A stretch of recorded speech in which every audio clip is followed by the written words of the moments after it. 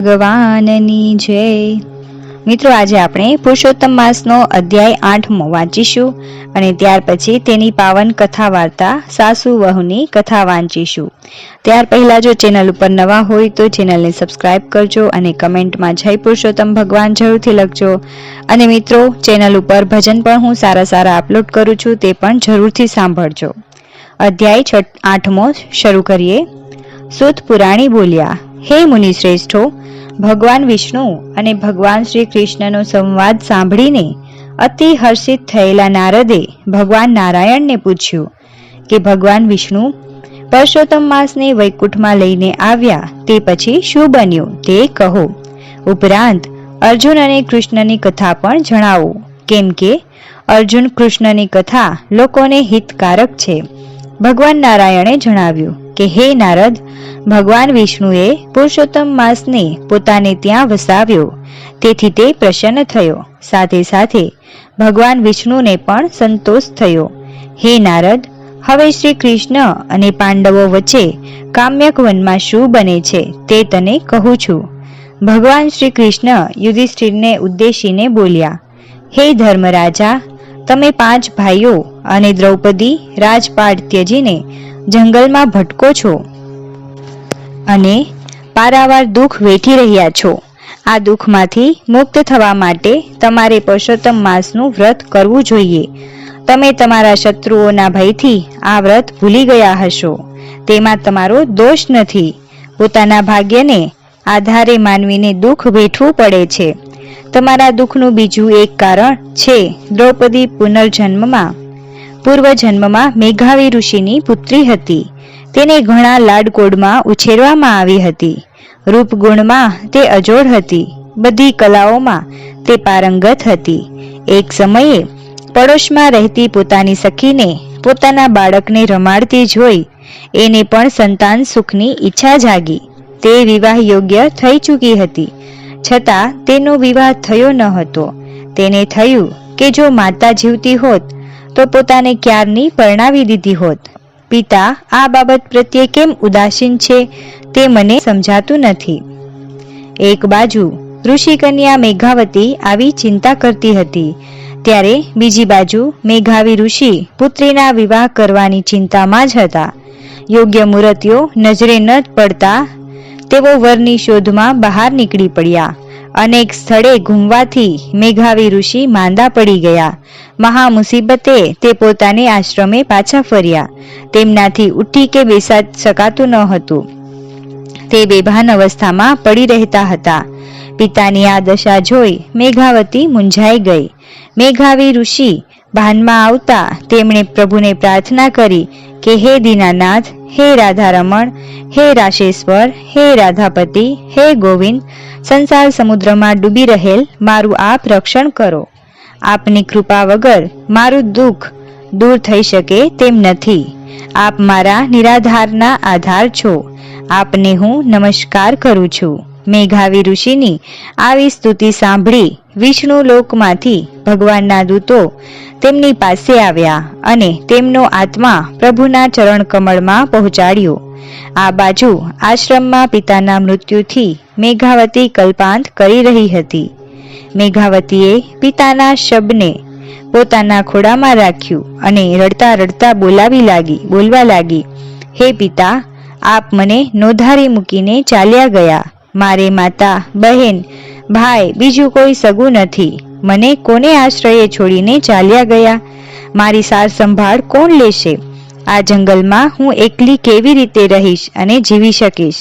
મેઘાવતીનું આવું આક્રંદ સાંભળી આજુબાજુમાં રહેલા ઋષિમુનિઓ દોડી આવ્યા। તેમણે મેઘાવતીને આશ્વાસન આપ્યું અને મૃત્યુ પામેલા મેઘાવીના દેહને અગ્નિદાહ કર્યો।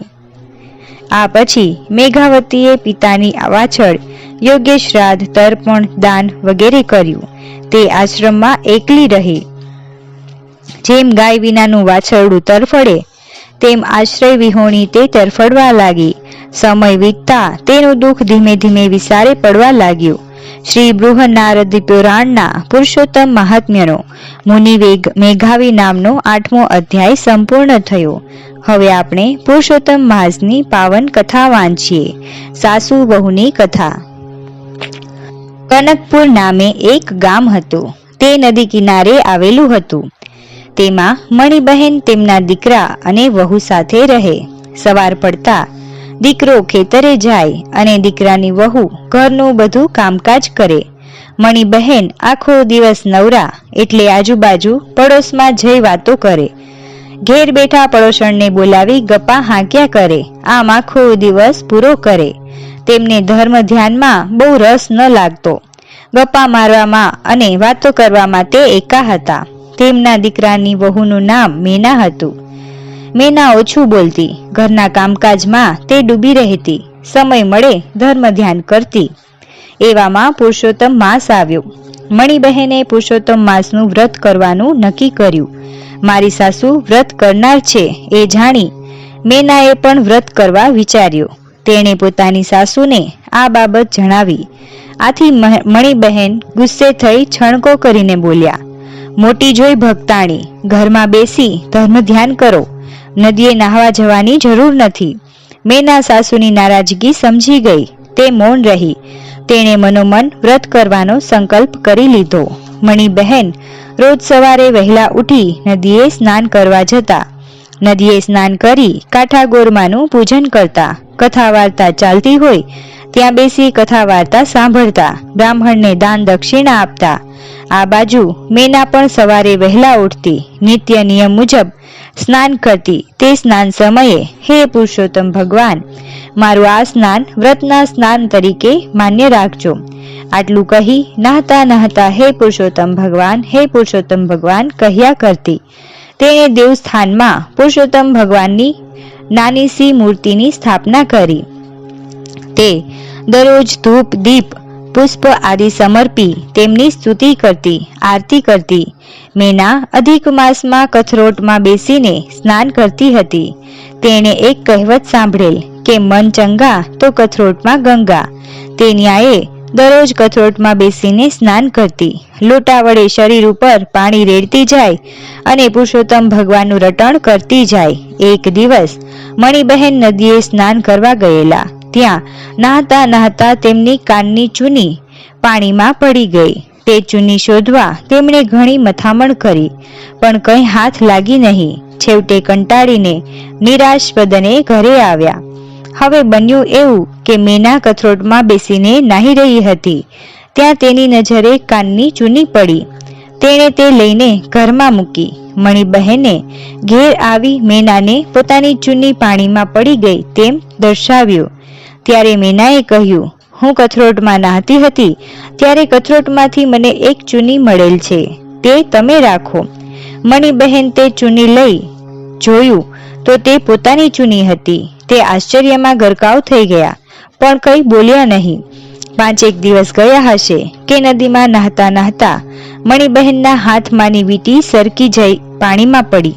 આ વખતે પણ મણિબહેને ઘણી શોધાશોધ કરી. નાહનાર બીજા ભાવિકોએ પણ વાત કરી. તેઓ પણ શોધવા લાગ્યા, પણ કોઈના હાથમાં વીંટી આવી નહીં. છેવટે થાકીને નિરાશ થઈ મણિબહેન ઘરે આવ્યા. આ વખતે પણ મેનાને નહાતા નહાતા કાથરોટમાંથી વીંટી મળી. તેણે વીંટી જોતા ખ્યાલ આવ્યો કે નક્કી આ વીંટી મારા સાસુની છે. મણિબહેન ઘરે આવતા તરત મેનાને તે વીંટી તેમને આપતા કહ્યું, હું કથરોટમાં નાહી રહી હતી તેમાંથી આ વીંટી મળી છે. મણિબહેન વીંટી ઓળખી ગયા. તેઓ કંઈ બોલ્યા નહીં કે મારી વીંટી પાણીમાં પડી ગઈ છે. તેમણે મનોમન વિચાર્યું, ચૂની અને વીંટી નદીના પાણીમાં પડે અને જ્યારે નીકળે છે કથરોટમાં, આમાં નક્કી કંઈ ચડિતર છે. મેના મેલી વિદ્યા જાણતી લાગે છે. અગર તે ચૂડેલ હોય, આના વગર આમ બની શકે નહીં. મણિબહેનના મનમાં ગભરાટ વ્યાપ્યો. આ વહુ અમારું ધનત પનત કરી નાખશે, અમને શાંતિથી જીવવા નહીં દે. આ તો આ વાત છે, કાલે ઉઠી તેના છોકરાઓ થાય, તેને આ ભરખી જાય તો અમારા વંશનો નાશ થાય. આને માટે મારે કોઈ ઉપાય કરવો પડશે. પુરુષોત્તમ માસ પૂરો થયા પછી તેની વાત.